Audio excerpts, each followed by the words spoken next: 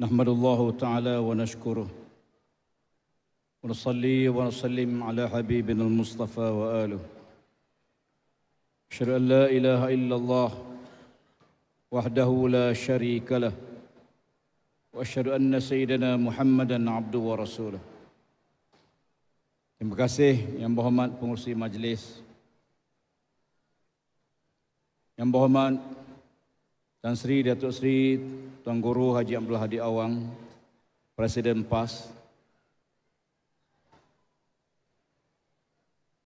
yang berhormat Datuk Pemimpin Perang Fadil Said Nasruddin Haji Daud, Tangkuasa Kerja PAS Pusat yang juga Menteri Besar Negeri Kelantan, Fadil yang berhormat Ustaz Idris Ahmad, Naib Presiden PAS, yang berhormat Datuk Dr. Mat Razi Jidin, Naib Presiden Parti Perubahan Bersatu Malaysia,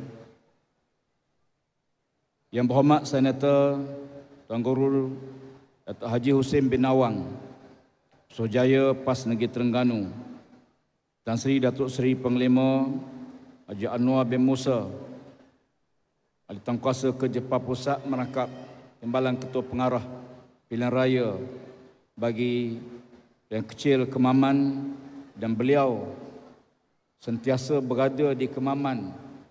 Dimaklum pada saya 4 hari dalam seminggu beliau berada di Kemaman. Tahniah, terima kasih Tan Sri. Yang berhormat Datuk Razali Idris, Pengurusi Bersatu Negeri Terengganu merangkap ahli Daun Negeri Kijal. Ini tokoh yang mengalahkan Maik dalam pilihan baru ni. Tahniah. Seluruh sah kepimpinan daripada Perikatan Nasional, hadirin-hadirat yang dirahmati Allah. Besok pengundi-pengundi Kemaman diberi peluang dalam sistem demokrasi untuk memilih wakil yang akan mewakili tuan-tuan berada dalam Parlimen Malaysia. Kita memilih calon setelah kita berunding di peringkat Perikatan Nasional, memberi mandat kepada PAS untuk mengemukakan calon dalam PI Kemaman. Parti melaksanakan tugas tanggungjawab memilih calon terbaik kepada pengundi-pengundi di Kemaman.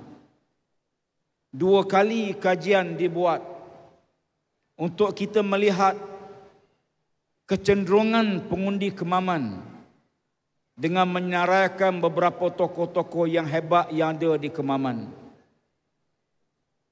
Kita buat keputusan untuk tidak merayu semula, kerana bagi kita sekiranya ada sedikit keputusan mahkamah yang telah dibuat, mandat kita kembali semula pada rakyat Kemaman untuk memilih siapakah yang dia ingin menjadi wakil dalam pilihan kecil pada kali ini. Parti telah pun memutuskan yang berhormat Menteri Besar Dr. Samsuri menjadi calon kita dalam pilihan pada kali ini. Data yang ada pada kita menunjukkan prestasi beliau yang cemerlang di peringkat negeri. Sama ada dalam program transformasi Terengganu atau TIRI Transform yang bertujuan untuk menjadikan Terengganu sebagai negeri maju, sejahtera, harmoni dan berdaya saing. Beliau juga telah pun melaksanakan program PINTAS, yakni program pembangunan modal insan, bertujuan untuk meningkatkan kualiti pendidikan, kemahiran dan kebolehpasaran rakyat Terengganu.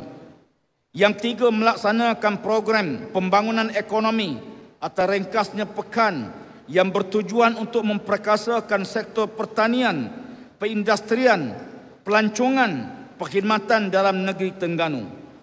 Demikian juga melaksanakan program pembangunan infrastruktur atau ringkasnya pintar yang bertujuan untuk memperbaiki dan menambah baik infrastruktur asas seperti jalan raya, bekalan air, elektrik, telekomunikasi, pengangkutan awam di negeri Terengganu. Demikian juga program yang melibatkan pembangunan sosial, memberi fokus kesejahteraan sosial, kesihatan, kebajikan, perumahan, agama, kebudayaan dan kesejahteraan rakyat bagi Terengganu. Tuan-tuan sekalian, bila kita buat keputusan ini, menunjukkan bahawa kita nak menyatakan kepada pengundi Terengganu, kita punya agenda besar mencalonkan beliau ke Parlimen pada kali ini.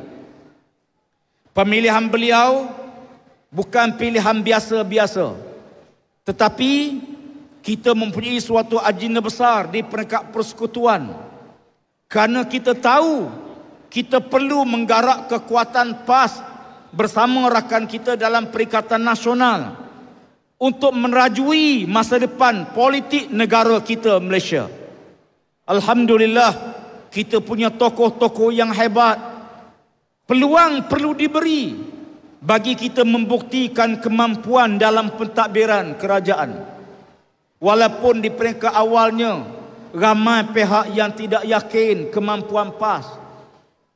Sebenarnya kalau kita lihat tokoh-tokoh yang kita ketengahkan, mungkin pada awalnya rakyat tak ramai kenal siapa Sanusi sebelum beliau pilih sebagai Menteri Besar. Siapa Dr. Samsuri sebelum kita lantik beliau sebagai Menteri Besar Terengganu. Demikian juga siapa Cikgu Syukri sebagai Menteri Besar Negeri Perlis.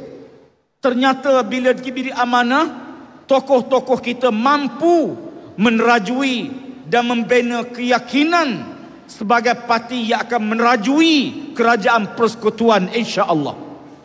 Oleh kerana itu, kita merakamkan penghargaan tinggi kepada semua pihak yang bersama-sama dalam kita menyusun, mentadbir, mengarus perdanakan parti. Mengambil masa yang lama, lebih pada 60 tahun sejak kita tubuh. Jatuh bangun, menang dan kalah, kita terus sabar, kita terus istiqamah dalam perjuangan ini. Di mana kita menyaksikan kita disekat dengan pelbagai halangan-halangan yang berlaku. Sama ada hak bagi negeri, sama ada pembangunan wilayah yang kita perjuangkan satu masa waktu kita duduk dalam kerajaan persekutuan. Hak royalti minyak yang sepatut diberi, perjanjian yang dibuat. Demikian juga peruntukan kepada ahli-ahli parlimen yang sepatut diberi dalam sistem demokrasi. Namun kita lihat apa yang kita sebahagian rakyat mengharapkan kalau PMX jadi Perdana Menteri, mereka akan tunai. Sekurang-kurangnya membuktikan satu reformasi dijanjikan pada waktu itu. Kita semua turun ke jalan raya membantah bersama melakukan reformasi pada waktu itu. Kita tak faham kenapa Tun Mahathir tak nak lantik PMX sebagai Perdana Menteri pada waktu itu, Anwar sebagai Perdana Menteri. Kita tak nampak. Ternyata sekarang bila jadi Perdana Menteri, ramai pihak memberitahu, menulis, terima kasih Tun, sekarang baru kami faham kenapa Anwar tak boleh dilantik sebagai Perdana Menteri. Betul tak? Kata Sanusi, buka mulut, buka mulut, tutup mulut pembohong. Ni janji macam-macam. Dijanji setiap kampung akan dapat RM100,000 setiap kampung di Malaysia. RM100,000 satu kampung. Berapa juta? Berapa puluh juta? Tuan-tuan, pengurusi JPKK kena tuntut ini janji Perdana Menteri. Tapi jangan kecewa kalau apa dijanji tidak akan ditunaikan. Sebab bukan kali pertama, sudah banyak kali. Tuan-tuan tengok dalam parlimen. Ni pimpinan Tuan Guru Presiden lama dalam parlimen. Kita banyak Perdana Menteri. Setiap Perdana Menteri bila menjawab soalan pembangkang dengan cool, dengan tenang. Tak ada mengamuk, tak ada maki hamun cerca. Tenang. Sama ada zaman Tun Mahathir, zaman Tengku Abdul Rahman, zaman Tun Hussein On. Demikian juga zaman di peringkat waktu kita berada, sama ada Tan Sri Muhyiddin atau Ismail Sabri. Tengok menteri-menteri tak ada tepuk meja dalam parlimen tanpa seolah hilang kawalan emosi. Bila pemimpin demikian, rakyat menilai, rakyat melihat. Jawablah dengan tenang. Ucapan Perdana Menteri bukan hanya ucapan biasa. Pegawai-pegawai akan ambil tindakan di atas ucapan tersebut. Sebab itu, bila Perdana Menteri tegur saja, polis sampai ke rumah. Teguran dibuat, menyebabkan kita menyaksikan bagaimana rakyat berdepan dengan satu budaya tak boleh tegur, tak boleh kritik. Dan ini perlu diterjemahkan dalam peta undi pada hari besok, insya-Allah. Isyarat ni penting kerana Terengganu kita berjaya mencapai kejayaan yang sangat pesat 40-0. Sebab itu kita nak kemaman. Kita bukan saja nak pertahankan insya-Allah kemenangan kita, tetapi mengharapkan jumlah majoriti yang bertambah insya-Allah pada besok. Boleh? Tuan-tuan sekalian, urusan kita tidak selesai selagi pengumuman keputusan pilihan raya tidak dibuat. Dia tidak akan selesai dengan hanya kita berhimpun, berceramah tanpa kita keluar mengundi. Kita keluar mengundi tak selesai selagi kita tak selesaikan urusan pengiraan undi. Pengiraan undi pun belum selesai selagi mana penjumlahan undi belum dibuat.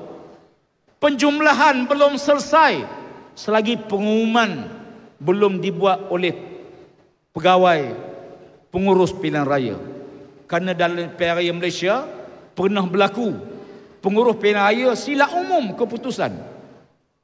Berlaku di Kelantan, ya, di mana pegawai pengurus pilihan raya silap umum keputusan. Masa tu calon yang menang Barisan Nasional. Disebut jumlah undi, BN dapat sekian-sekian, PAS dapat sekian-sekian. Sepatut diumum calon Barisan Nasional menang. Tiba-tiba pegawai silap umum, calon PAS memenangi pilihan raya. Diumum demikian. Tak boleh tarik balik. Jadi wakil rakyat 3 bulan. Sehingga mahkamah membatalkan balik pengumuman, betulkan semula. Bukan boleh cuk-cuk semula. Sebab itu, jangan tinggal tugas masing-masing besok. Pastikan kita keluar awal. Kebimbangan saya 2 perkara. Pertama, dalam ziarah saya kepada pengundi-pengundi, ada yang kata bila saya tanya anak balik ke tak, dia kata anak mungkin tak balik. Pasal apa tak balik? Tak apalah ustaz, tak balik pun menang dah. Ya. Ya. Overconfident, kita bimbang.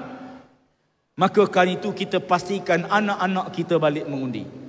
Almarhum Tuan Guru Aziz, pimpinan kita lain pesan, sekali pun merangkak, baliklah mengundi. Tunaikan kewajipan. Yang dulu tutup fail, selesai. Kita hadap yang baru, pilihan raya baru, keputusan yang baru. Yang kedua, kerana cuaca yang ada pada waktu ini menyebabkan kita perlu ambil kesempatan pada awal pagi, kerana biasanya pada waktu petang biasanya hujan, demikian juga pada waktu malam.